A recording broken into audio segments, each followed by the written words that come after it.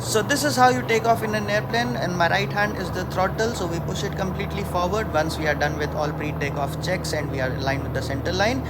Once the plane start moving, if you notice, I'm using my feet to move the plane, to keep the plane in the center line. If you move the rudder right, it goes to the right. If you move the left rudder, it goes to the left. Now once you reach the speed of 55 knots, which is approximately 100 kilometers per hour, you pull back on the control column and the plane starts to go upwards.